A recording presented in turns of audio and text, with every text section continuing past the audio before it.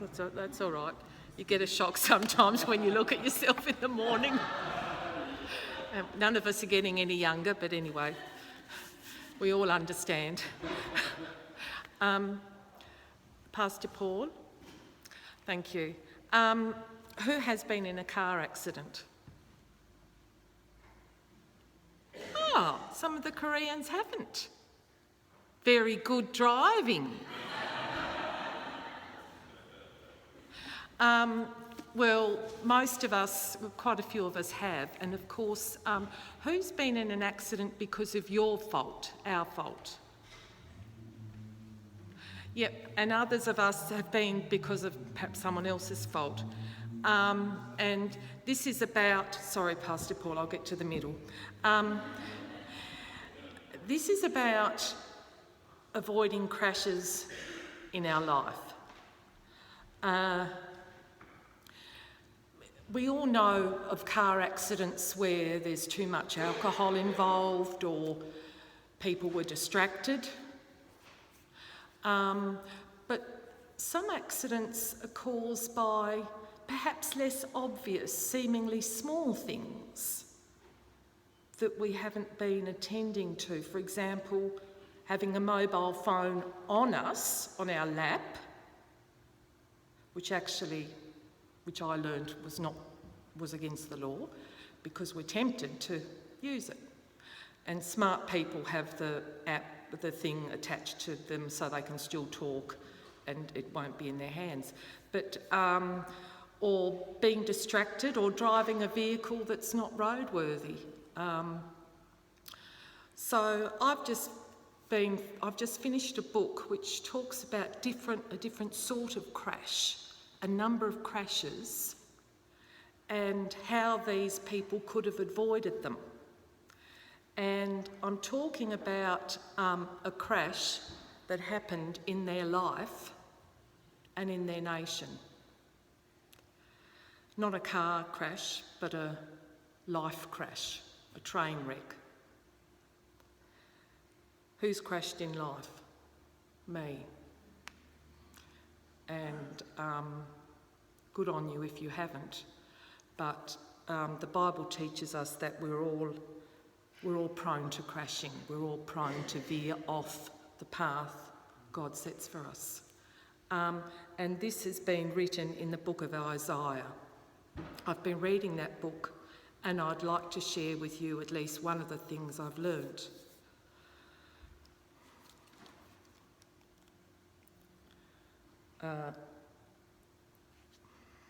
Right, so let me give you some context. Isaiah was a man who lived around 745 before Christ.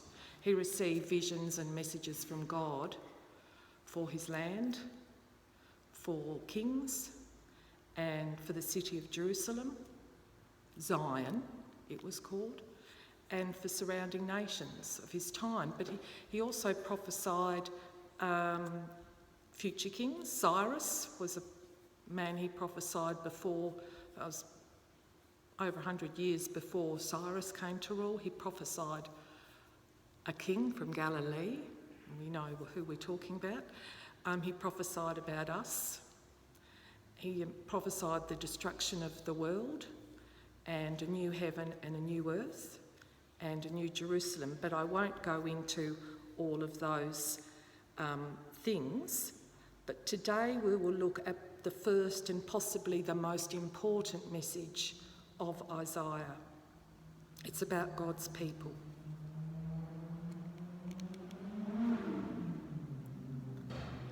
The first thing we can learn from Isaiah is that wise Christians listen to God's instructions and less obvious warnings.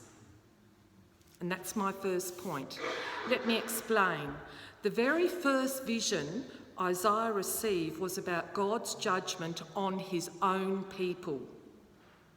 God's first judgments were not on the pagan nations, but they were for his very own people. We can read that throughout the book, but let's see that in chapter 1. So I'm reading from Isaiah 1, the first 4 verses, and I said verse 1, explains who he spoke, the kings he spoke to. From verse 2, "Hear me, you heavens, listen, earth, for the Lord has spoken. I reared children and brought them up, but they've rebelled against me. The ox knows its master, the donkey its owner's manager, but Israel does not know. My people do not understand. Woe to the sinful nation, a people whose guilt is great, a brood of evildoers, children given to corruption. They have forsaken the Lord, they have spurned the Holy One of Israel and turned their backs on him." God is saying he brought up his children, Israel, in verse 2, but that they rebelled. Remember, these people had received lots of instructions, not only through the law, the 10 Commandments and all the laws. There were laws for many things, many instructions, but they'd also received warnings and instructions from various prophets. Samuel, Elijah, Elisha, Joel, Amos, Hosea had all come to God's people before Isaiah gave these messages. Even though God says, look, an animal knows its master, your dog would know you, my people don't know me. How have they rebelled? By doing evil, it says in verse 4. A brood of evildoers. And they've turned their back on him. And when we turn our back, we don't want to listen to what someone's saying. And throughout Isaiah, you can read God specifies the things they've done wrong. I'll mention some of them. Murder, corruption in officials to rip off orphans and widows, idol worship, women proudly parading their beauty and finery, amassing property and wealth, greed, divination, and we know what they're talking about. And in chapter 5 of Isaiah, God likens his people to a vineyard. And you will have heard this picture talked about by Jesus. But let's read it where it was first written in Isaiah. He likens his people to a vineyard that doesn't produce good grapes. My loved one had a vineyard on a fertile hillside. He dug it up, cleared it of the stones and planted it with the choicest vines. He built a watchtower in it and cut out a winepress as well. Then he looked for a crop of good grapes, but it yielded only bad fruit. Now you dwellers in Jerusalem and people of Judea, judge between me and my vineyard. What more could have been done for my vineyard than I have done for it? When I looked for good grapes, why did it yield only bad? Now I'll tell you what I'm going to do to my vineyard. I'll take away its hedge, it will be destroyed. I'll break down its wall and it will be trampled. I'll make it a wasteland, neither pruned nor cultivated, and briars and thorns will grow there. I will command the cloud not to rain on it. And then God explains, the vineyard of the Lord Almighty is the nation of Israel. And the people of Judah are the vines he delighted in. He looked for justice, but he saw bloodshed. For righteousness, but he heard cries of distress. This message is repeated over and over through Isaiah. And God also tells them there that he will use the pagan nations around them to purge them, to capture them, to purge them and to get rid of their evil. And I won't go into all those scriptures, but God deals with his people first and judges them after they have chosen repeatedly to ignore God's warnings through the law and the prophets. Similarly, God deals with us as Christians first before dealing with the outside world. As it says in Peter, judgment begins first in the house of God with us. If we do not listen to him, he disciplines us. Let's read that in Hebrews. My son, do not make light of the Lord's discipline. Do not lose heart when he rebukes you, because the Lord disciplines those he loves, and he chastens everyone he accepts as his son. Jesus told us in John that he would prune us so we would bear more fruit. Ouch. And we know what he said about those of us who don't bear any fruit. It's a warning. There are many examples in the Bible of personal chastening by the Lord. We know what David did. Adultery, murder, lying, when we know what happened to him. But, and Solomon, of course, he turned away from the Lord and didn't follow the Lord's instructions about what kings should do. Kings were not allowed in the law to amass lots of wealth or to have lots of wives, but he ignored that. And consequently, his kingdom was divided and diminished. Perhaps an example for us though more, because they're big things and probably we know those things are very clear. But what about Moses? He simply, God told him to speak to the rock, but Moses hit it with his staff. He disobeyed an explicit instruction, and we might think that was a small thing. But because of that, he wasn't allowed to enter the promised land. So, in my life too, I have lost some precious things because I've disobeyed the Lord and refused his instruction. And I've suffered because of that, but it's been good for me in the long run. It's a bit like a parent's discipline of a child. You know, there's a fire and the parent says, no, don't go there. And then the child goes a bit further closer, and then you say it a bit louder, no, please don't go there. You're not to go there because it could burn you. And then they go still closer, because some children are like this and others aren't. But who had a child who's sort of like that, who doesn't do what you ask them? They've got to learn the hard way, unfortunately. Well, I've got one and maybe I'm like that myself, I don't know. But so then they go right over to the fire guard, or they take the fire guard away and stand right next to the fire when they've come out of the bath, and you tell them don't stand near the fire, and what happens? They burn their bottom.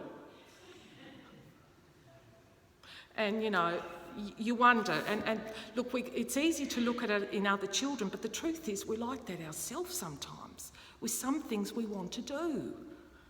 We just don't get it sometimes. And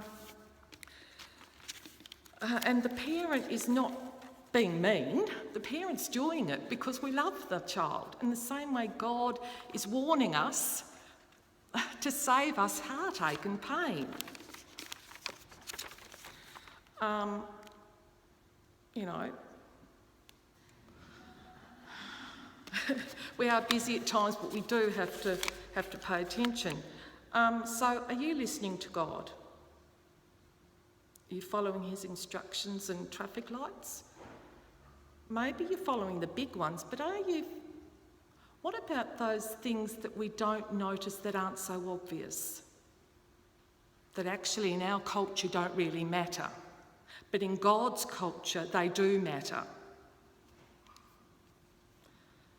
I've been made aware by God of my pride, that I thought I was someone, that I thought I was good. Very dangerous to think of yourself that you're there or that you're good, you're a good person. No one's good. And we're all sinners saved by grace. So this is one area that God detests, is pride and self-sufficiency. Another thing, complaining. Probably most of us are good at it. Complaining about leaders.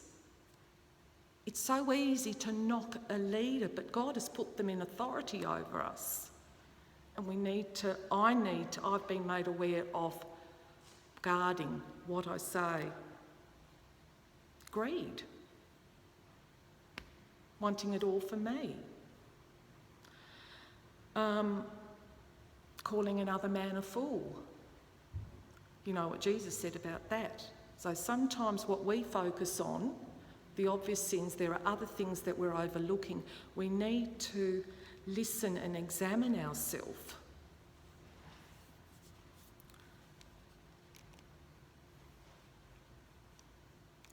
So are you listening to his instructions? Take time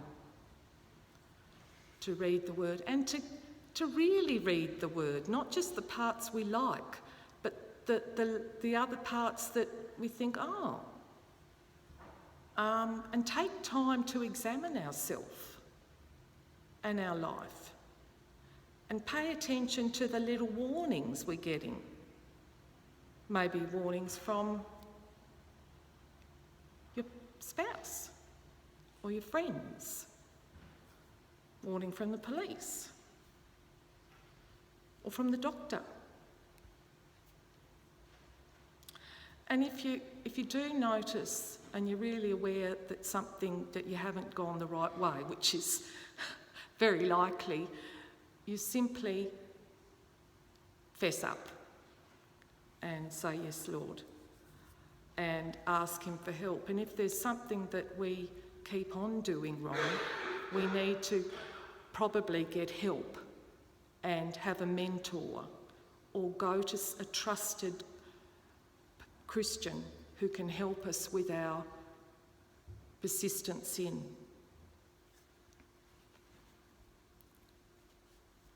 Sometimes the circumstances we find ourselves in, we may complain about, but they are engineered by God to teach us something about ourselves. So my first point was that judgment starts in the house of God with us. Let's listen. Peter said there, as I said before, that 1 Corinthians 11:13 says, learn to judge yourself so that you will not be judged by God. And we're really good at judging other people, but not so good at judging ourselves. This is who we've got to work on our first. Right, the second point is that God promises throughout the book of Isaiah and throughout the Bible, even from Genesis, he promises a rescue, a new way, a way of cleansing and restored relationship with him. Through many visions and prophecies in Isaiah, God promises not only to punish his people, but to forgive and restore his people and land to himself. Here's just a few thought through scriptures throughout Isaiah. Come now, let's settle the matter. Though your sins are like scarlet, they shall be as white as snow. Comfort my people, says your God. Speak tenderly to Jerusalem and proclaim to her that her hard service has been completed, that her sin has been paid for, that she has received from the Lord double for all her sins. Can a mother forget the baby at her breast and have no compassion on the child she has borne? Though she may forget, I will not forget you, says God to his people. I have seen their ways, but I will heal them. I will guide them and restore comfort to Israel's mourners. And there are many other scriptures.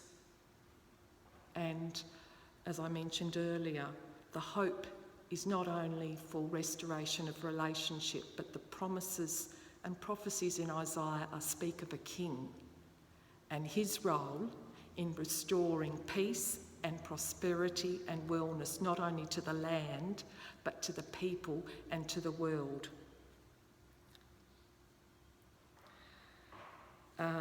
Isaiah mentions a king who restores the city of Jerusalem and the land in a golden age of peace and righteousness.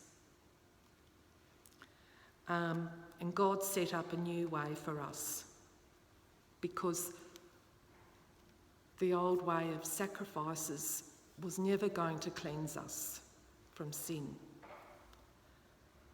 And we read in Hebrews, we have been made holy through the sacrifice of the body of Jesus Christ once for all. When this priest had offered for all time one sacrifice for sins, he sat down at the right hand of God.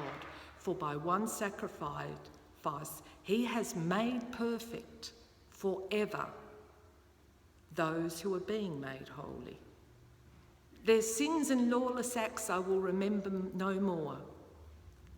And where these have been forgiven, sacrifice for sin is no longer necessary. We have complete forgiveness through Jesus' sacrifice for us. If we will come back to him and confess our sin, he promises to forgive us and restore us to himself. It's a bit like when I was punished by my parents. Didn't happen very often, but Dad would send me into my room and I'd cry and kick the bed and be angry. And then when I calmed down and when I had my time, he'd call me back. He said, "Come on." And he'd say, "Sit on." He'd gather me into his on his lap and he'd hug me and say, "Now it's all over." And that's like God. It's not pleasant at the time, discipline, but he still loves us. He does it because he loves us. It's painful if we don't listen to the warnings. He will not turn his face forever. He's made a way for you to come back to him. So if you're stuffed up and sinned or turned away from God, don't think you're too far away from him that you can't return, because his arms are open wide, waiting. Remember the prodigal son? He wasted all his inheritance, but the father looked out for him every day for his return. When he did return, he hugged him, threw a party for him, and gave him the best clothes. So come back to God. You can return because it's not about you, it's about Jesus' sacrifice for you. All you have to do is accept that by faith. And God's love for you is great, greater than the oceans, is deep and wide. And he removes our sin as far as east is from west.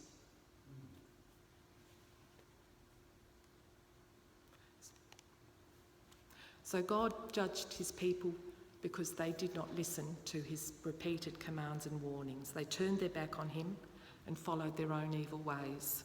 Similarly, God first disciplines us and judges us if we do not listen to him and continue in sin. We are wise to listen to God's warnings and follow them. Judge yourself by godly standards so that you may not be judged by God. And after Isaiah prophesied judgment and punishment on God's people and other nations, he told of a time when God's people would be purged, cleansed, forgiven and restored. He prophesied that a king who would come, who would be part of this forgiveness and restoration. Through this King Jesus, God has made a new way for all of us to come back to him, even those of us who are not part of Israel. It was based on his sacrifice for us. By accepting his sacrifice, we can come back to God no matter how far we've fallen. So I'd like to now have a moment of quiet reflection. And if we can bow our heads.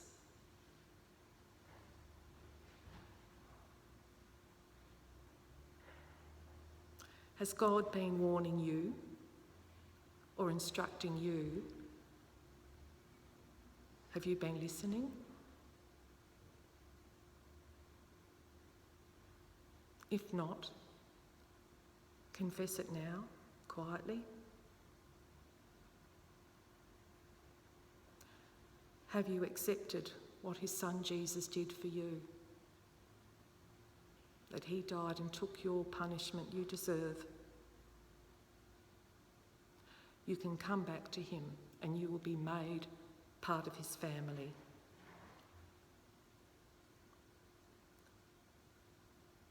Simply receive and believe.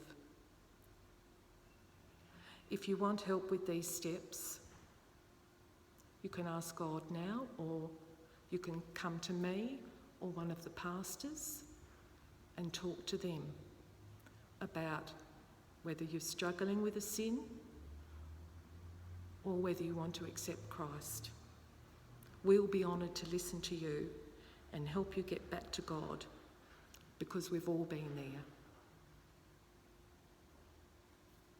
Thank you.